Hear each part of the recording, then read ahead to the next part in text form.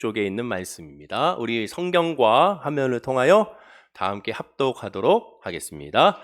심령이 가난한 자는 복이 있나니 천국이 그들의 것이며. 아멘. 이 말씀 마태복음 5장 3절 말씀 산상순, 심령이 가난한 자는 복이 있나니 라는 제목으로 역시 말씀의 은혜를 계속 나가고자 합니다. 지난 주일 말씀을 통하여 예수님의 산상순의 말씀은 두 가지의 전제를 가지고 배경으로 해서 이 산상순의 말씀을 해석하고 적용해야 한다고 말씀을 드렸습니다. 기억나시죠? 첫째는 예수님의 산상순 말씀은 도덕적인 말씀이 아니라는 것이죠. 성경 말씀을 묵상할 때 예배 드리는 예배 믿음은 도덕을 아예 제거해야 한다고 말씀을 드렸습니다. 그런데 불구하고 도덕적인 말씀으로 계속 이해하고 적용하고 해석하고 말씀을 나눕니다. 왜? 도덕적인 말씀이 쉽기 때문에 그렇죠. 쉽게 이해가 되고 쉽게 적용할 수가 있기 때문에 그렇고요. 쉽게 반성하고 회개할 수 있는 근거가 도덕이기 때문에 그렇습니다. 그러나 믿는다는 건 도덕으로 믿는 것이 아니라고 말씀을 드렸습니다. 믿음은 죄로 말미암은 것이, 예수님이 우리를 선하게 살기 위하여 이 땅에 오신 것이 아니죠. 예수 믿고 구원받기 위하여 오셨고 믿음 안에 거하면, 성령 안에 거하면 우리가 말하고 있는 도덕적인 삶도 성령 안에서 되어지는 삶으로 나타난다고 말씀을 드렸습니다. 또한 도덕이라는 것은, 선하다라는 것은 기준이 없습니다. 나라마다, 또한 민족마다, 또한 같은 나라 하더라도 어느 지역이 있느냐, 또한 같은 지역이 있다 하더라도 어느 나이대에 있느냐, 같은 나이대라 하더라도 어떤 환경에 있느냐에 따라서 그 도덕적인 선의 기준은 다 달라요. 최화연 목사를 얘기할 때 최화연 목사는 착한 사람이야 라고 말하는 사람 있지만 최화연 목사는 참 싸가지가 없어 라고 말하는 사람도 있습니다. 왜냐? 본인들이 생각하는 선의 기준이 다 다르기 때문에 그렇습니다. 즉 세상의 도덕적인 선은 다 기준이 달라서 다 선하다, 선하지 않다라고 우리가 말할 수는 없습니다. 물론 교집합 같이 공통적인 부분이 있죠. 그러나 그 모든 것들은 확실하게 기준점을 잡을 수가 없습니다.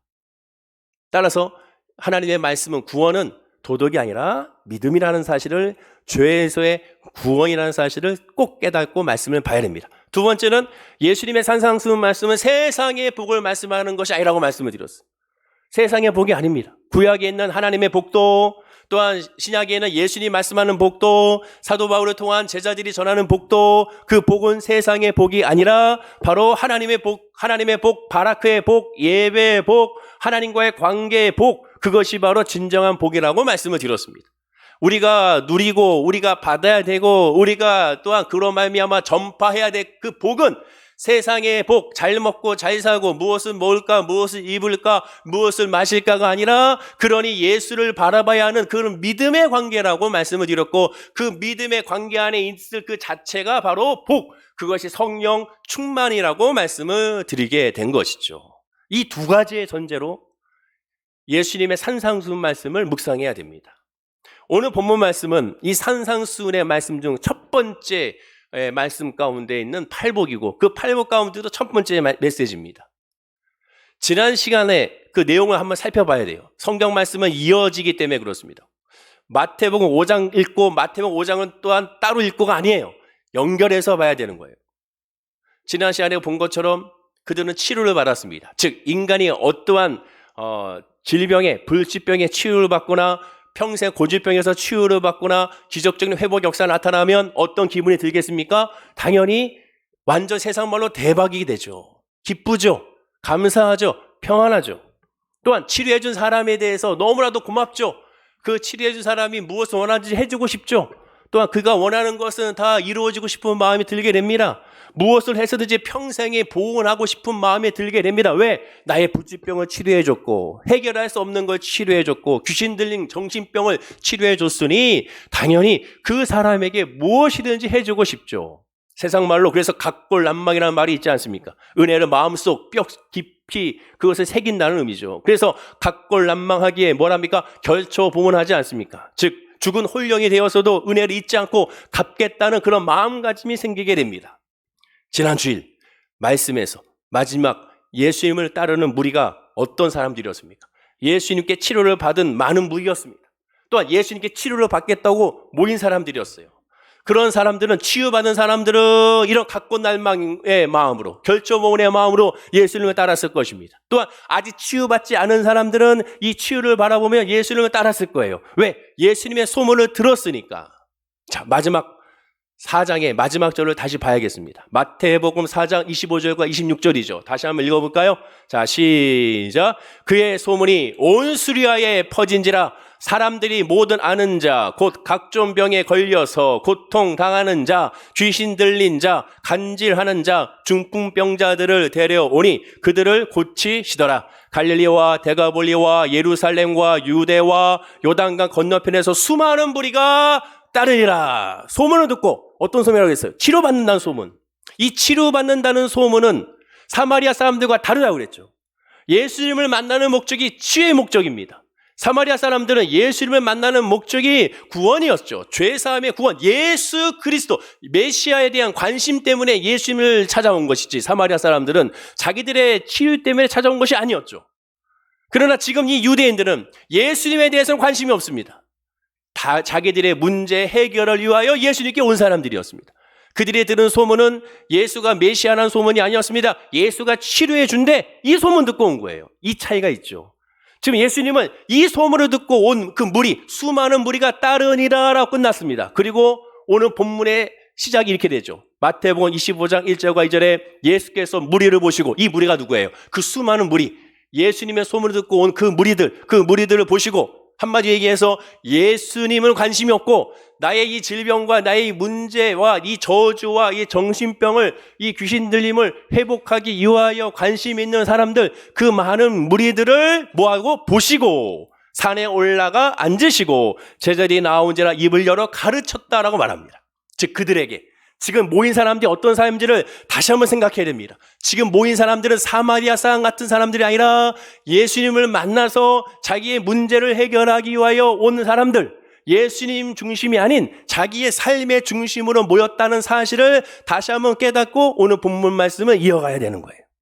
그들에게, 예수님께 관심 없고 자기의 질병을 치료 위하여 모인 그들에게 예수님은 작정하여 입을 열어, 지난주에 말씀드린 입을 열어 작정하여 그들에게 가르치기 위하여 말씀을 전하시게 되는 거예요. 따라온 이 백성들은 얼마나 기대가 컸겠어요. 즉 예수님을 따라왔는데 질병도 치유되고 귀신들에서 해방됐습니다. 예수님을 따라왔는데 이 모든 육신의 장막에서 벗어났어요. 어려움에서 벗어났어요. 그런데 예수님이 작정하고 입을 열어서 이제는 말씀을 전하시는데 복에 대한 이야기를 하고 있습니다. 여러분, 예수님이 복을 얘기한다는 거예요. 복을 준다는 거예요. 그럼 어떤 마음이 들어요? 당연히 기분이 좋겠죠. 처음 메시지가 복이니까, 야, 이것이야말로 콩 먹고 알 먹고다.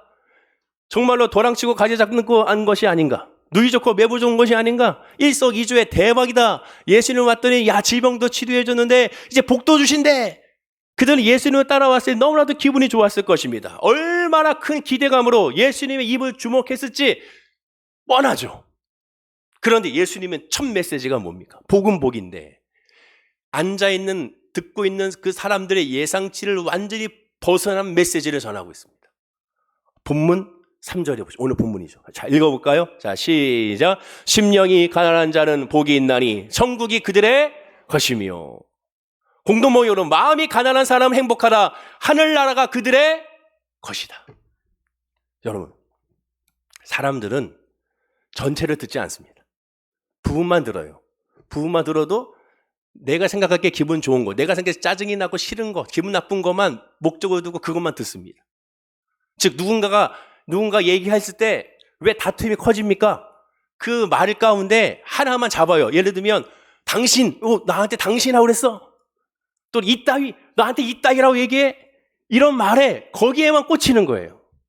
저는 문맥을 정확히 듣고 이해해서 판단해서 하는 것이 아니라 그 말에 뭔가 하나에 내 마음에 거시는 것이 있으면 거기에만 꽂혀서 나머지는 다 들리지 않습니다. 다 그렇잖아요. 저뿐만 아니라 모두가 다 그렇습니다. 거기에 흥분하죠. 지금 예수님 말씀도 심령이 가난한 자는 복이 있나니 천국이 그들의 것이며, 이 말에 사람들은 복이 있나니 여기에 먼저 꽂힙니다. 와, 복이 있대. 근데 한편으로는 복은 복인데 가난한 복이래. 가난임 꽂히는 거, 가난. 복은 복인데 가난하대. 여기에 꽂히는 것이죠. 상식적으로 불치병에서 나음을 믿으면 어떡합니까? 그동안 치료비로 가산을 다 탕진했어요.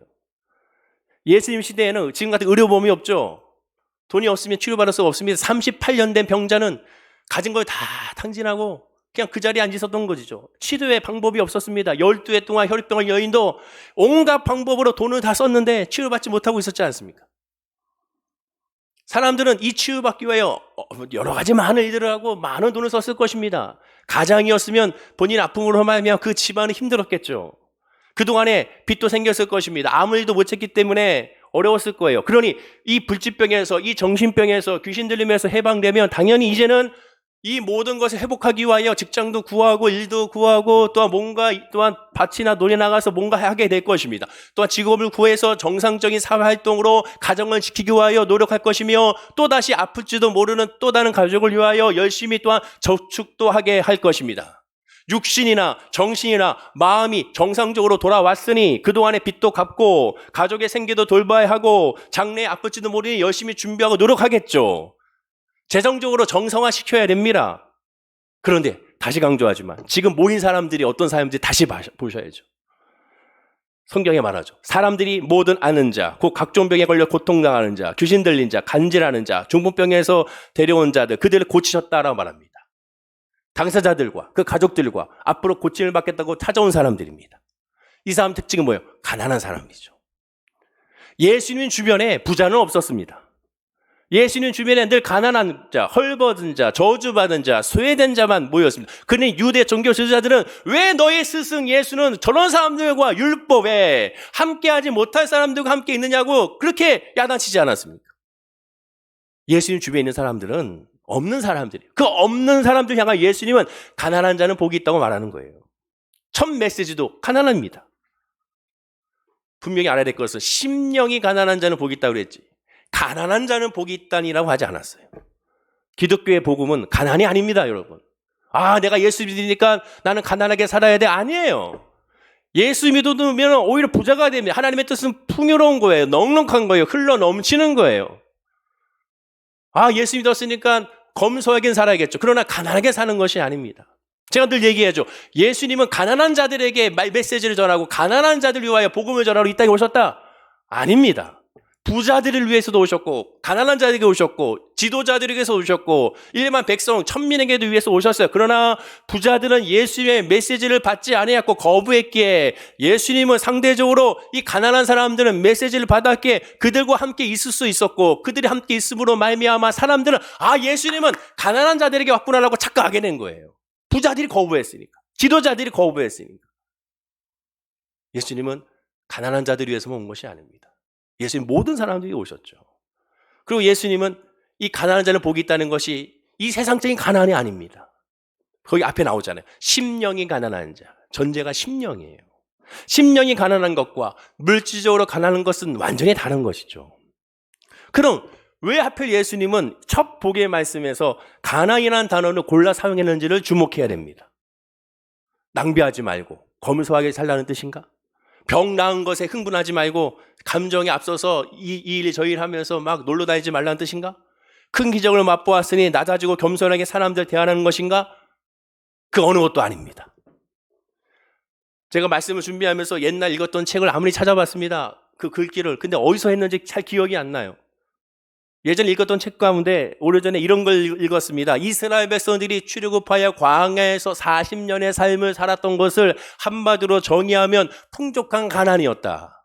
풍력 속의 빈곤이었다라고 평가했습니다. 저는 그걸 읽으면서 아니라고 저는 얘기했죠. 아니야. 무슨 소리야. 이해는 돼요. 왜? 광야 40년 동안 광야 생활에서 그들이 먹은 것은 하나님께서 주시는 반석의 샘물과 고기는 메추라기와 그 다음에 하나님 주신 만나였습니다. 그들이 먹고 싶었던, 애굽에서 먹고 싶었던 마늘, 참외, 부추 이런 것은 없었죠. 그러다 보니까 상대적인 풍족한 가난, 풍요 속 빈곤이라고 표현했던 것으로 보게 됩니다. 그러나 그렇지가 않습니다. 복음을 모른 거예요. 하나님의 은혜를 모른 거예요. 성령의 역사를 모른 겁니다. 오늘날 20대 청년들을 보십시오. 30대도 마찬가지겠지만 오늘날 20대 청년들은 가짜 풍요 속에 있다라고 말합니다. 왜 그러느냐? 물질적 풍요 속에서 살아왔어요. 사회적 안정망이 있는 상태에서 자라왔습니다. 물질로 완성된 사회에서 태어났던 세대가 지금의 20대예요.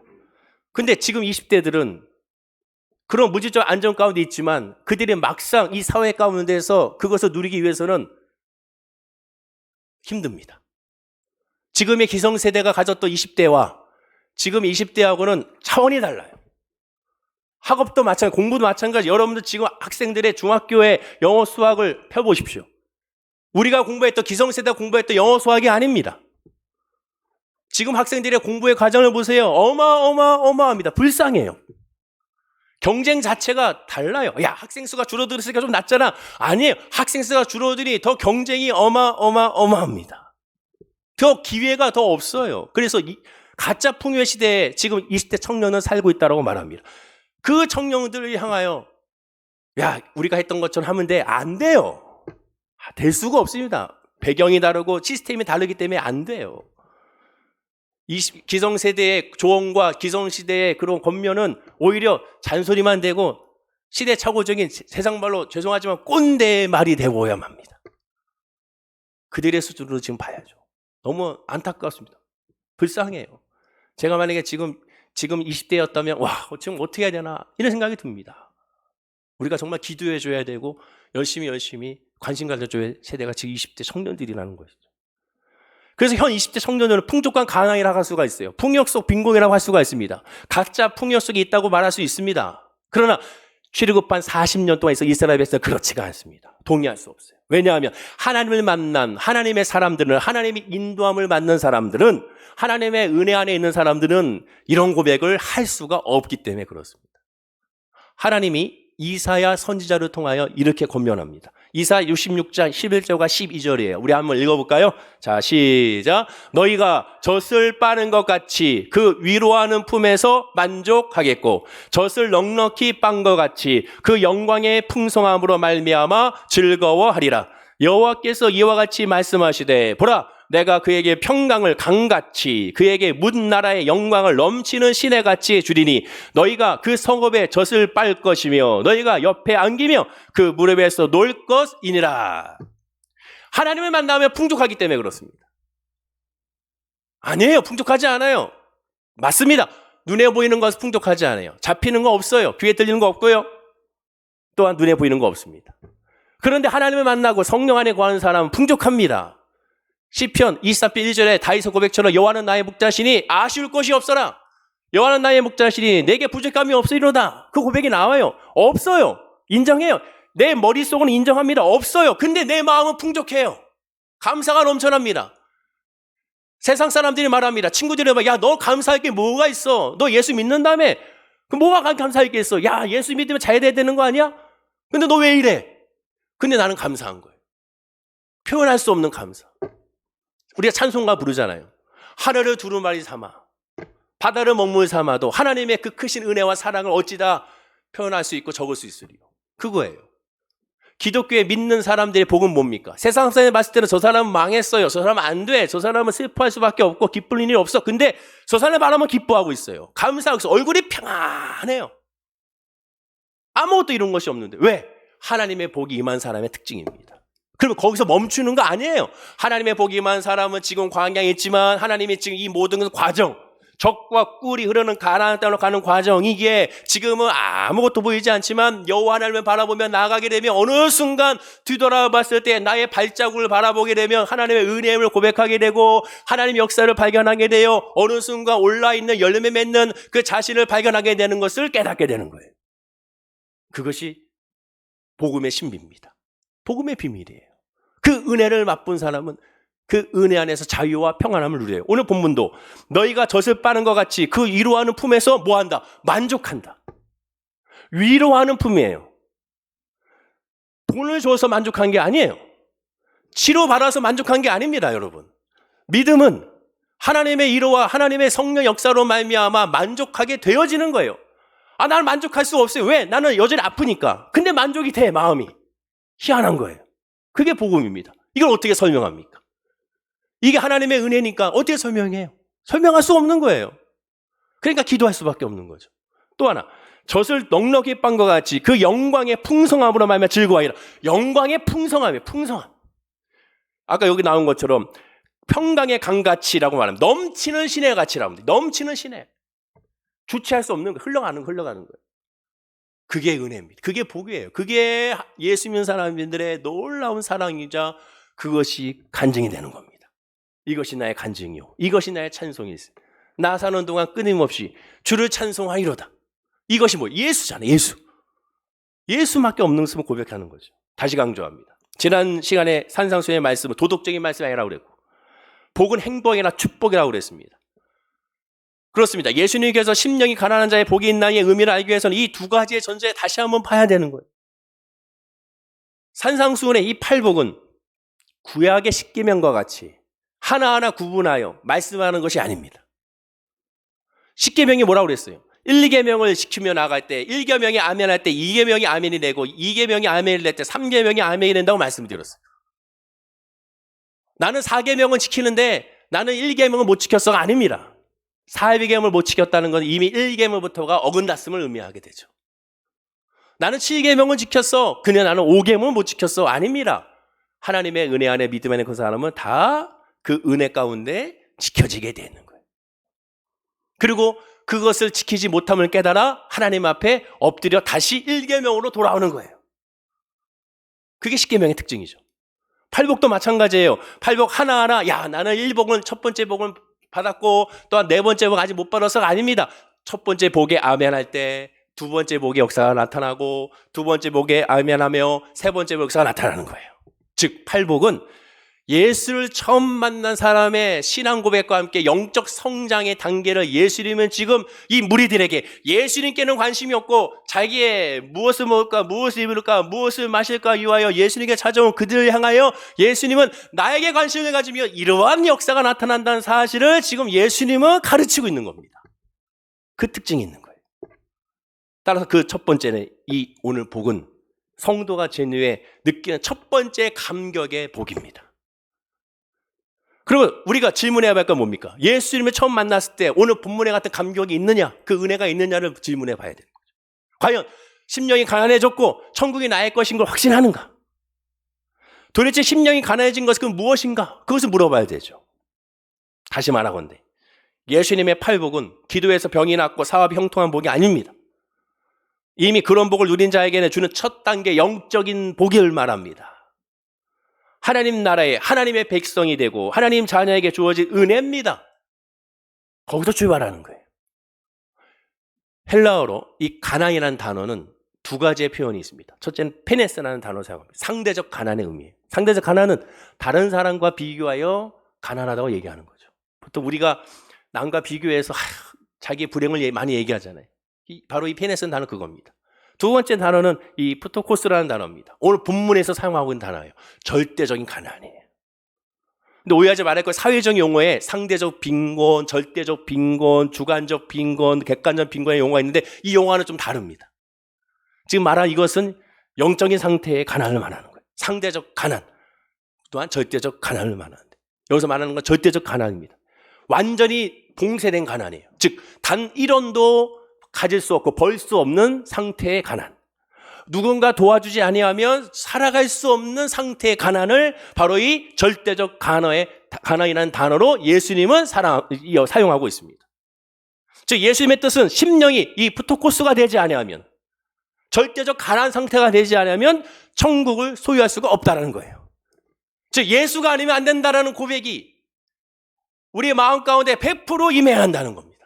그 간절함이 천국을 소유한다는 거예요. 죄가 뭡니까? 도덕적인 죄가 아니라고 그랬어요. 죄란 하나님을 깨닫지 못하고 하나님을 알지 못하는 거죠. 하나님을 알지 못하고 하나님을 예비하는 자체가 이미 인간의 마음은 부패한 것이라고 그랬습니다. 보통 한국의 부모님들이 자식이 잘못할 때 보통 뭐라고 변명합니까? 내 자식이 잘못해서 학교에 갔어요. 학교에 가가지고 거기 이제 위원회에서 이제 뭐 이렇게 조사하고 막 얘기합니다. 그때 보통 학부모들이 이렇게 많이 얘기하죠. 애는 착한데 친구를 잘못 만났어요. 우리 최악 양숙 우리 상담사님이 세바퀴라는 프로에서 15분 강의 때 이렇게 얘기합니다. 많은 부모들이 와서 상담할 때 얘기합니다. 우리 애는 원래 착해요. 근데 친구를 잘못 만났어요. 그 친구가 그 친구입니다. 친구를 보면 그 친구를 알 수가 있죠. 비슷한 상황이 있죠. 뭡니까? 설치현 수의사가 말합니다. 반려견을 키우는 사람이 우리 개는 안 물어요. 개는 다 물어요. 아니 묻니다 라고 말합니다. 객관적으로 보지 못하는 거죠. 반면에 서양의 부모들은 이러한 일이 발생하면 자식이 잘못한 일이 발생하면 뭐라고 얘기합니까? 가서 위원회에 가서 이렇게 얘기합니다. 우리 아이로 인하여 다른 친구들에게 영향을 끼치고 우리 아이로 인하여 학교에 무리를 빚는 것 죄송합니다. 사과합니다로 말한다는 거죠. 기독교 가치관이 삶에 들어가 있기에 서양의 부모들은 궁핍한 재정 상태라든가 나쁜 친구의 꿰미라든가 부모의 잘못된 고집이라든가 주위 환경의 피폐함 등 그 어떤 것도 지금 벌어진 이 죄에 대한 핑계거리를 대지 않습니다.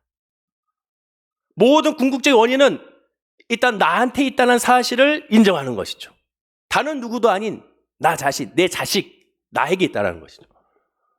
심령이 가난해지는 것은 바로 이러한 자신의 실체를 철저하게 깨닫고 고백하는 겁니다. 그래요. 나밖에 없습니다. 내가 죄인입니다. 그렇다고 또 오해하지 말아야 될 것이 우리말에 털어서 먼지 하는 사람 없다라는 그런 식이 아닙니다. 털어서 먼지 안 난다는 건 뭡니까? 이미 남과 비교하여 얘기하는 거잖아요.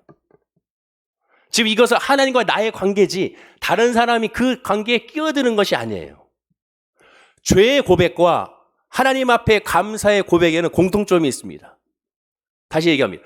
죄의 고백과 감사의 고백, 하나님 앞에서의 사람이 아닙니다. 하나님 앞에서의 죄의 고백과 감사의 고백은 공통점이 있어요. 그건 뭐냐? 남과 비교하지 않는 거예요. 제가 그랬죠. 감사의 고백 중에 가장 나쁜 감사의 고백은 남과 비교하는 감사의 고백이다. 예컨대 아버지 하나님 다른 사람들은 다 코로나 확진이 됐는데 나는 아직 걸리지 않으니 감사합니다. 아주 대단히 나쁜 그런 감사죠. 같이 버스를 탔는데 그 버스가 사고가 났습니다. 아이고 아버지 하나님의 다른 사람은 사고가 나서 병원 입원했는데 저는 살려주시니 감사합니다. 대단히 잘못됐던 감사죠. 벌써 거기에 하나님의 은혜와 사랑은 없는 겁니다. 다른 사람에 대해 하나님의 사랑과 관계는 없는 거죠. 나와 관계예요. 죄의 고백이나 감사의 고백은 하나님과 나의 관계지 다른 것이 들어가서는 안 되는 겁니다. 예수님을 알게 되면 뭐가 됩니까? 나는 혼자 백로였는데 모두가 다 까마귀 같았었는데 근데 내가 예수를 믿고 난 순간 내가 까마귀 중에 까마귀라는 사실을 깨닫게 되는 거죠. 예수를 만나게 되면 나만 신앙이 좋고 나만 정말 믿음 안에 바로 서 있는 것 같은데 라고 생각했는데 예수 그리스도의 은혜 안에 깨닫는 순간 아니구나 내가 죄인 중에 사도 바울 저 괴수구나 라는 깨닫게 됩니다. 그러니 뭘 기도합니까? 바른 길로 가기 원합니다. 주여 가짜가 되지 않게 하여 주옵소서.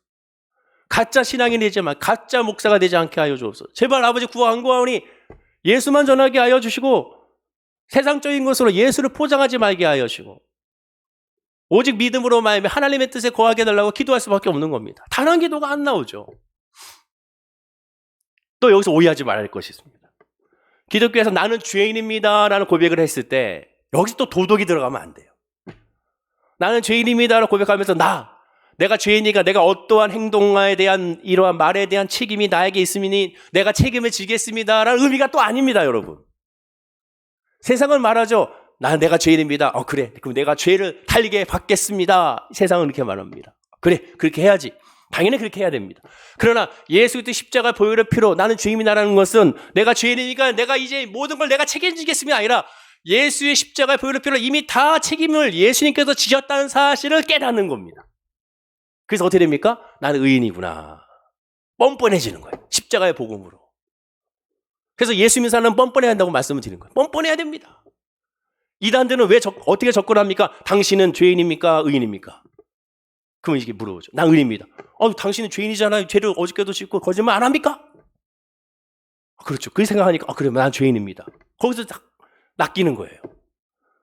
의인입니까? 죄인입니까? 난 의인입니다. 어떻게 당신 의인입니까? 예수의 십자가 보혈로 말미암아 나는 의인됨을 얻었습니다. 누가 뭐라 해도 나는 이미 의인입니다. 나는 하나님의 구원된 백성입니다. 당신 죄를 짓잖아요. 물론 짓죠. 매일매일 짓습니다. 지금도 지어요. 당신을 한 대 치고 싶거든요.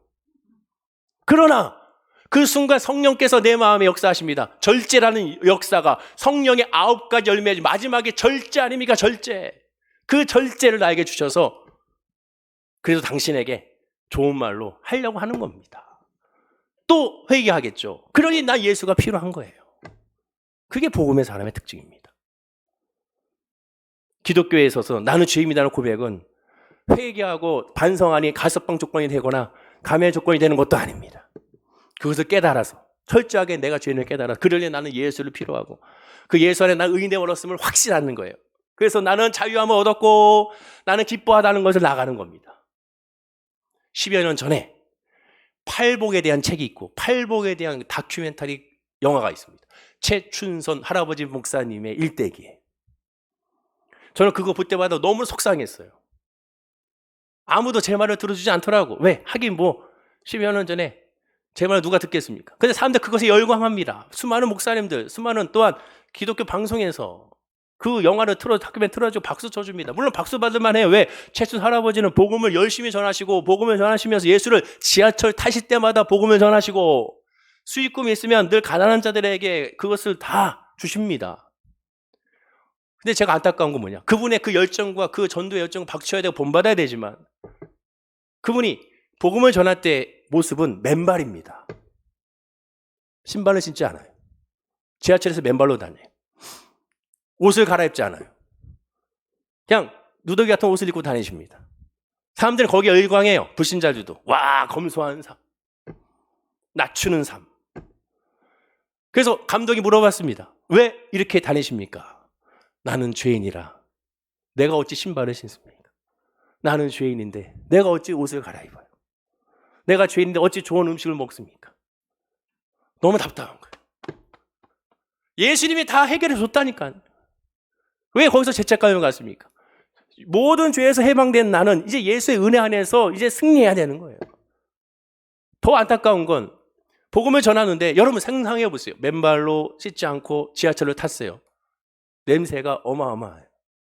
그 주변 사람 피해요. 할아버지가 예수 믿으세요 라고 쪽지를 줍니다. 옆에 있는 자매들, 형제들이 다 피해요. 복음의 열정은 대단하지만 그 과정에 있어서는 안타까운 거예요. 예수 그리스도를 믿었으면 의인됨을 얻었고 그 믿음 안에서 이제는 변화가 나타나는 거예요. 그 변화가 나타나는 건 뭡니까? 아, 예수 안에서 빛과 소금이 돼야 돼요. 빛과 소금이 된다는 것은 검소함을 말하는 것이 아니에요. 빛과 소금이 된다는 건 가난을 말하는 것이 아니라 하나님 나에게 준 달란트를 가지고 최고의 자리로 올라가는 거예요. 하나님 역사하신다면. 그걸 준비하는 거죠. 노력하는 거예요. 사람마다 하나님의 역사가 달래. 어떤 사람은 이렇게 어떤 저렇게 여러 가지 과정으로 역사하십니다. 그거에 빈부는 차이는 없어요. 그러나 하나님께 맡기는 삶을 감당하기 위해 최선의 노력을 다하면서 준비하면서 복음을 전하는 거예요. 그리고 그 복음은 예수 믿으세요로 말하는 것으로 끝나는 것이 아니라 내 삶 자체가 전도지가 돼서 복음이 전해지는 겁니다. 그래서 그리스도의 향기라고 말하는 거예요. 아, 나 저 사람처럼 예수 믿고 싶다가 돼야지. 나 저 사람처럼 착하게 살고 싶다가 돼서는 안 되는 겁니다. 예수 믿고 싶다가 되는 거예요. 사탄은 그걸 이용하는 거예요. 저 사람처럼 착하게 살아야지. 저 사람처럼 남 도우면서 살아야지. 거기에 십자가의 보혈의 능력이 없어. 그 예수님이 괜히 십자가 달려 돌아가시게 된 거예요. 복음은 도덕을 넘어 내 자신의 죄를 발견하는 겁니다. 그리고 그것에 대해서 엎드리는 거예요. 다윗을 보십시오. 여러분, 다윗이 왜 대단한가? 다윗은 그 복음의 역사를 다 알았어요. 그러니까 하나님께 이렇게 고백해요. 이렇게 고백한 사람이 없다니까. 시편 51편 4절에 그가 나단 선지자를 통하여 밧세바의 간음의 죄를 듣고 그리고 살인했잖아요.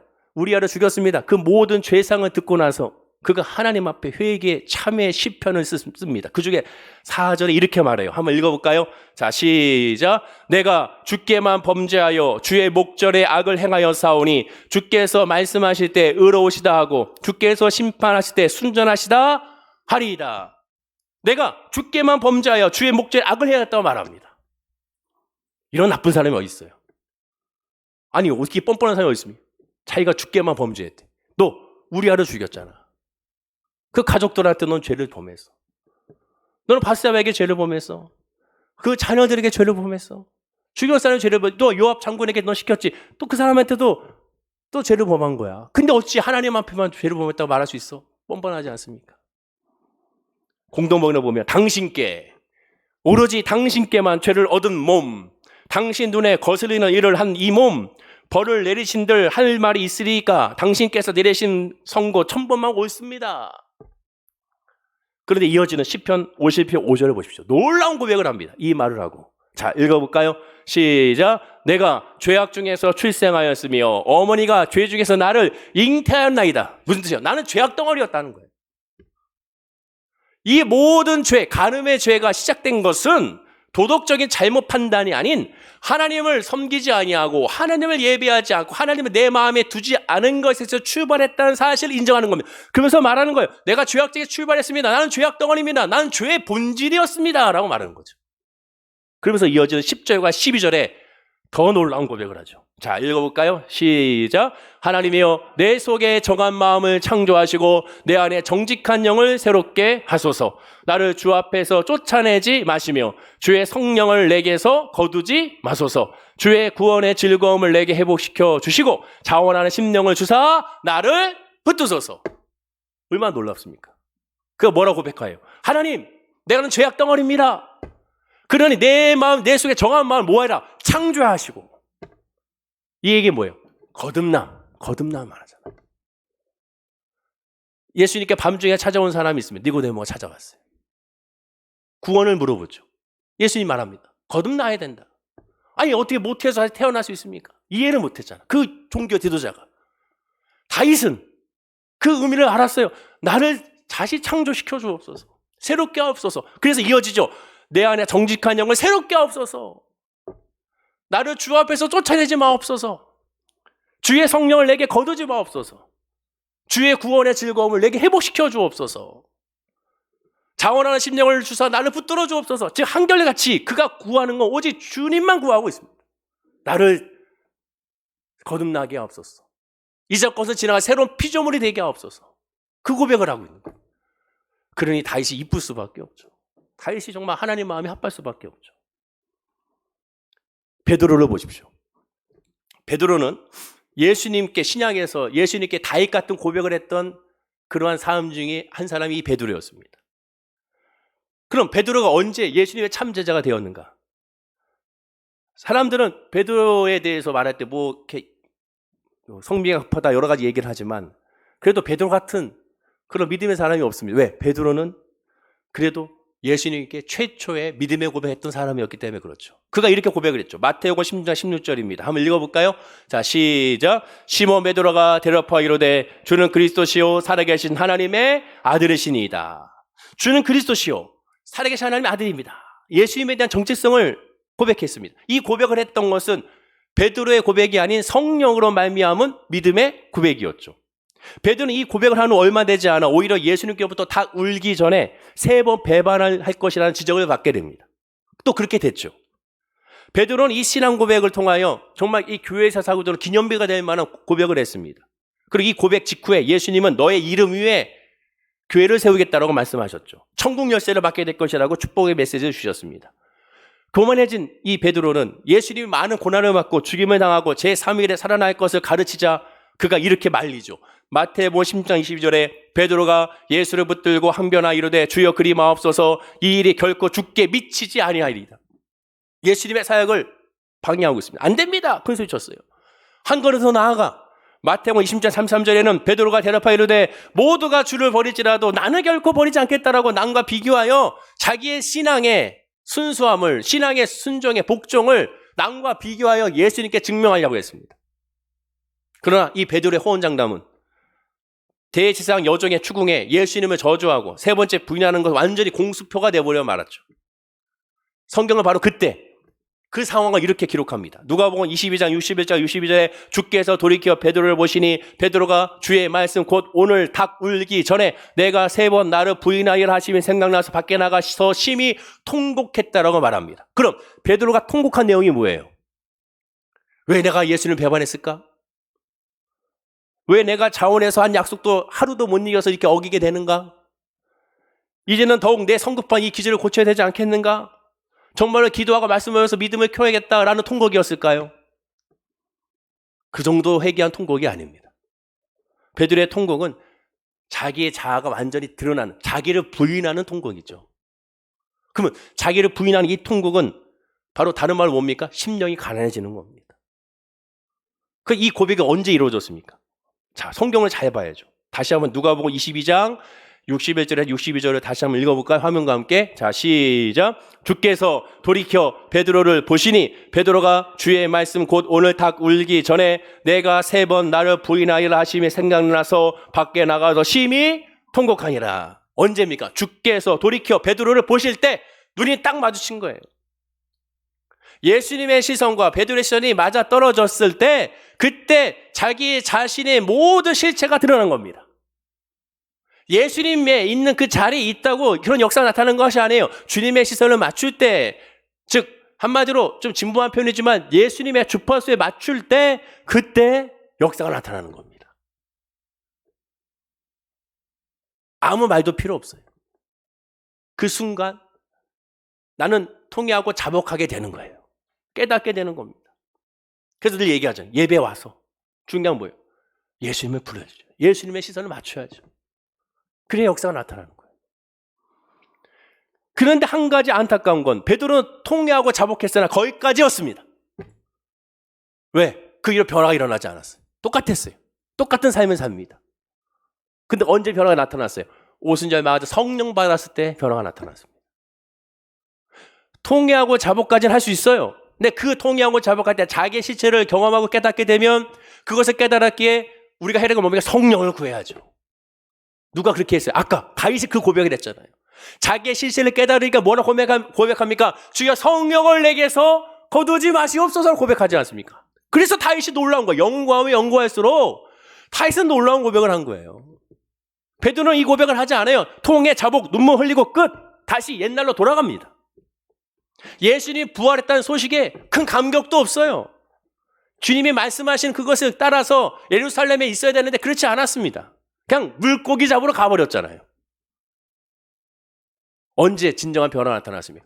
그것을 깨닫고 심령이 가난해진 후 주님께 엎드려 하나님의 성령을 구하고 성령 받을 때 비로소 삶의 변화가 나타나게 된 거예요.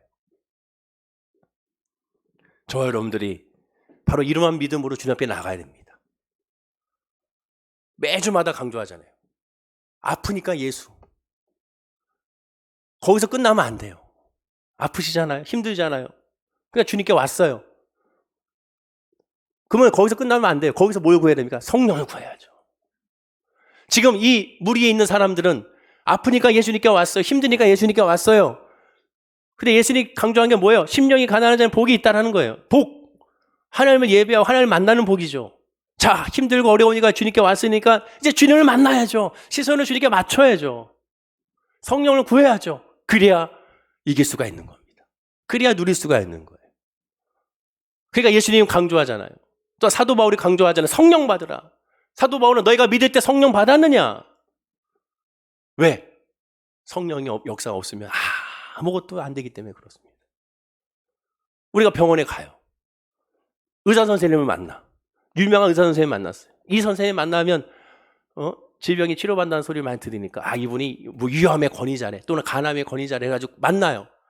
어렵게 예약해가지고 만났습니다. 자, 만났더니 의사 선생님이 말해요. 자, 이제 수술 날짜 잡읍시다. 그랬더니 환자가 얘기합니다. 아니에요. 나는 이제 선생님 만났으니까 난 됐어요. 나는 이제는 치료받았어요. 그러니까 수술 날짜를 잡자고요. 아니 그러니까 내가 의사 선생님 만났으니까 이제 난 치료받았다고요. 아니 그러니까 수술 날짜 잡자니까요. 우리가 그러고 있지 않은가 생각해 보십시오. 자, 예수님께 만났어. 그 예수님 말하면 수술 날짜 잡자. 지금 뭡니까? 성령 받으라는 거예요. 성령 받으라는. 근데 그걸 안 해. 일단 만났으니까 일단 됐습니다. 그거 어떻게 됩니까? 아무런 역사가 나타나지 않는 거예요. 심령이 가난한 자는 복이 있나니 천국이 저희 것입니다. 가난한 마음, 심령이 가난한 마음, 갈급함으로 주님을 찾아야 됩니다. 예수가 아니면 안 됩니다. 주여 나에게 오셔서 내 마음을 다 뒤집어 주시고 내 마음 가운데 하나님 변화시켜 주시고 그 모든 것 다 깨트려 주시고 다 비워지게 한 다음 그 빈자리에 성령을 부어줘. 강물같이 흐르는 성령으로 변화시켜 주소서. 그 기도를 해야 됩니다. 그러니까 아프니까 뭘 기도해야 됩니까? 예수의 성령을 구해야죠. 치료해 주세요. 치료해 주세요. 하나님 다 아세요. 치료해 주세요. 치료해 주세요. 아십니다. 그러니까 치료해 주는 거 아니까 주님 앞에 지금 구할 건 뭡니까? 성령을 주세요, 아버지. 나에게 믿음을 주세요, 아버지. 나에게 회복의 역사를 줄 수 있도록 주여 예수의 믿음 안에 있게 해주세요라고 구해야죠. 그때 하나님의 역사가 나타납니다. 예수님은 바로 지금 그것을 그들에게 전하고 있는 거예요. 근데 참 은혜가 되는 건 예수님께서 지금 팔복을 말씀하시는데 첫 번째 복이 이와 같은 복입니다. 첫 번째 복이 이와 같은 복이에요. 예수를 만나는 복이 첫 번째 복입니다. 가장 초보적인 복이라는 거예요. 그 앞으로 남아있는 그 복들은 또 어마어마한 얼마나 은혜의 복이 되겠습니까? 여러분, 이 말씀의 은혜가 저와 여러분의 삶 가운데 이루어져야 될 줄로 믿습니다. 그럼 정말 나는 과연 이 은혜의 감격에 있는가? 어쩌면 다윗처럼 잊고 있지 않은가?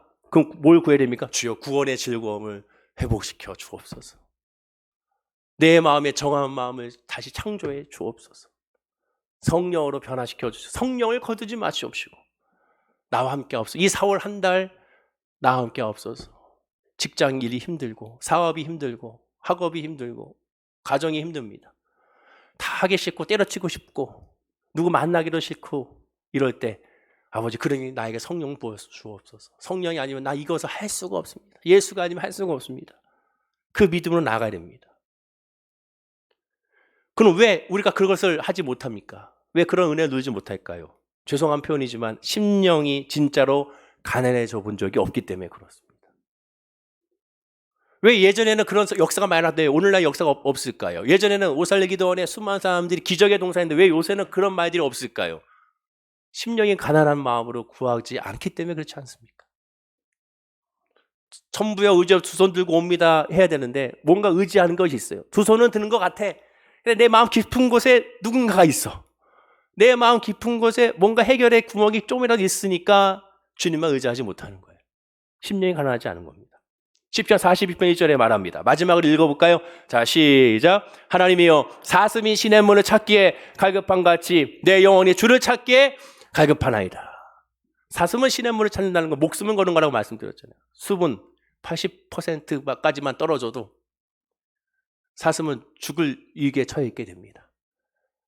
즉 죽을 위기에 있기 때문에 간절하게 시냇물을 찾는 거죠. 그 갈급함으로 주를 찾기에 갈급하나이다. 내 영혼이.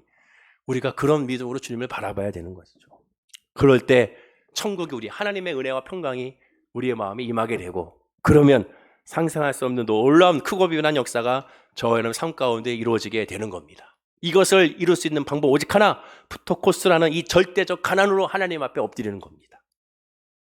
요한복음 14장 6절 진짜 마지막으로 읽어볼까요? 자, 시작. 예수께서 이르시되 내가 곧 길이요 진리요 생명이니 나로 말미암지 않고는 아버지께로 올 자가 없느니라. 예수밖에 없습니다. 성령밖에 없습니다. 주여, 나에게 성령을 부어 주시옵소서. 예수의 믿음으로 일어나게 하옵소서. 코로나 이후에 우리의 변화도, 코로나 이후의 회복도, 모든 것도 예수밖에 없습니다. 오직 예수님만 바라보고 예수님을 찾고 예수님의 은혜를 갈급해하며 성령의 인도하시며 구하는 우리 성도님들이 됐을 때 이 4월달 세상에서 말하는 잔인한 달이 되는 것이 아니라 은혜의 달, 응답의 달, 또한 소망의 달, 또한 간증의 달, 도움닫기가 되는 달이 바로 이 달이 될 줄로 믿습니다. 기도하겠습니다. 아버지 하나님, 오늘 말씀을 통하여 우리의 심령이 가난해지기를 원하고 있는지를 묻고 있음을 발견하게 됩니다. 우리의 마음이 정말 가난해져서 주만 의지하고 주만 바라보게 하여 주옵소서. 예수의 믿음 안에 있음으로 말미암아 우리의 모든 삶의 변화도 일어나고 우리의 질병의 치료 회복도 일어남을 고백하게 됩니다. 힘들고 어렵고 눌리니 주를 바라봅니다. 두 손 들고 주님을 의지합니다. 하나님 앞에 엎드리며 나아가기 원합니다. 아버지 하나, 그 침상에서 주를 바라보게 하시고 그 있는 그 자리에서 주를 바라보게 하여 주시며 낙심과 상심의 그 자리에서 주를 바라보고 예수님께 시선을 맞추는 우리의 믿음이 됨으로 말미암아 이 세상에 주어서 은혜와 평강이 우리에게 임함을 고백하고 선포하게 하여 주시옵소서. 그 믿음으로 이번 한 달 복되게 하여 주시옵시고 여기저기서 하나님의 은혜로 말미암아 간증의 향기가 흘러나올 수 있도록 은혜를 부어 주시옵소서. 감사드리며 예수님의 이름으로 기도드립니다. 아멘. 우리 말씀이